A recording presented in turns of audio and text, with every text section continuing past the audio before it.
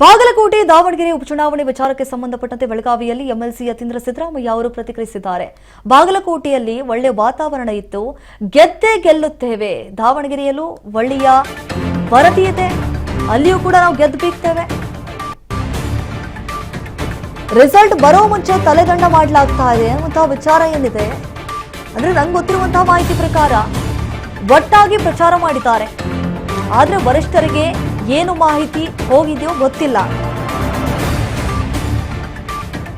ಅದರ ಪ್ರಕಾರವಾಗಿ ಹೈಕಮಾಂಡ್ ತೀರ್ಮಾನವನ್ನು ಕೈಗೊಂಡಿದ್ದಾರೆ. ನಾನು ಇದಕ್ಕೆ ಕಾಮೆಂಟ್ ಮಾಡೋದಿಲ್ಲ.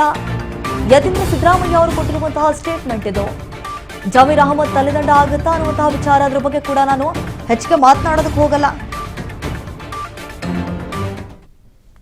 ಅದ್ರ ಬಗ್ಗೆ ಕಮೆಂಟ್ ಮಾಡಲ್ಲ ಅಂತ ಹೇಳಿ ಎಂಎಲ್ಸಿ ಯತೀಂದ್ರ ಸಿದ್ದರಾಮಯ್ಯ ಅವರು ಮಾತನಾಡಿದ್ದಾರೆ. ನಾನು ಬಾಗಲಕೋಟೆ ವಿಧಾನಸಭಾ ಕ್ಷೇತ್ರದಲ್ಲೇ 10 ದಿವಸಗಳ ಕಾಲ ಪ್ರಚಾರ ಕೈಗೊಂಡಿದೆ. ಯಾಕೆಂದರೆ ನಮ್ಮ ಹೈಕಮಾಂಡ್ ಅವರು ಹೇಳಿದರು, ACC ಸೂಚನೆ ಕೊಟ್ಟಿದ್ದರು, ಒಂದು ಕ್ಷೇತ್ರದಲ್ಲಿ 10 ದಿವಸ ಇರಬೇಕು ಅಂತೇಳಿ. ಸೊ ಅಲ್ಲಿ ವಾತಾವರಣ ಚೆನ್ನಾಗಿತ್ತು. ಎಲ್ಲಿ ಹೋದರೂ ಕೂಡ ಕಾಂಗ್ರೆಸ್ ಪಕ್ಷದ ಬಗ್ಗೆ ಜನ ಒಲವು ತೋರಿಸ್ತಾ ಇದ್ರು. ಸೊ ಅಲ್ಲಿ ನಾವು ಗೆದ್ದೇ ಗೆಲ್ತೀವಿ ಅನ್ನೋ ನಂಬಿಕೆ ಇದೆ. ದಾವಣಗೆರೆ ಉಪಚುನಾವಣೆಯಲ್ಲೂ ಕೂಡ ಅಲ್ಲಿ ಯಾರು ಪ್ರಚಾರ ಮಾಡಿದ್ರು, ನಮ್ಮ ಸಹೋದ್ಯೋಗಿಗಳು ಮತ್ತು ನಮ್ಮ ಕಾರ್ಯಕರ್ತರು, ಅವರು ಕೂಡ ಅಲ್ಲಿ ಒಳ್ಳೆ ರಿಪೋರ್ಟೇ ಕೊಡ್ತಾ ಇದ್ದಾರೆ. ಅಲ್ಲೂ ನಾವು ಗೆಲ್ತೀವಿ ಅನ್ನೋ ಭರವಸೆ. ನನಗೆ ಗೊತ್ತಿರೋ ಮಾಹಿತಿ ಪ್ರಕಾರ ಎಲ್ಲ ನಾಯಕರುಗಳು ಒಟ್ಟಾಗಿ ಪ್ರಚಾರ ಮಾಡಿದ್ದಾರೆ. ವರಿಷ್ಠರಿಗೆ ಏನು ಮಾಹಿತಿ ಇದೆಯೋ ಗೊತ್ತಿಲ್ಲ. ನಾನು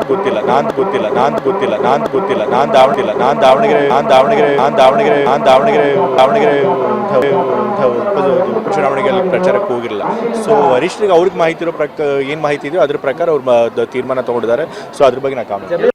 ನಾನು ಬಾಗಲಕೋಟೆ ವಿಧಾನಸಭಾ ಕ್ಷೇತ್ರದಲ್ಲೇ 10 ದಿವಸಗಳ ಕಾಲ ಪ್ರಚಾರ ಕೈಗೊಂಡಿದೆ. ಯಾಕೆಂದರೆ ನಮ್ಮ ಹೈಕಮಾಂಡ್ ಅವರು ಹೇಳಿದರು, ACC ಸೂಚನೆ ಕೊಟ್ಟಿದ್ದರು, ಒಂದು ಕ್ಷೇತ್ರದಲ್ಲಿ 10 ದಿವಸ ಇರಬೇಕು ಅಂತೇಳಿ. ಸೊ ಅಲ್ಲಿ ವಾತಾವರಣ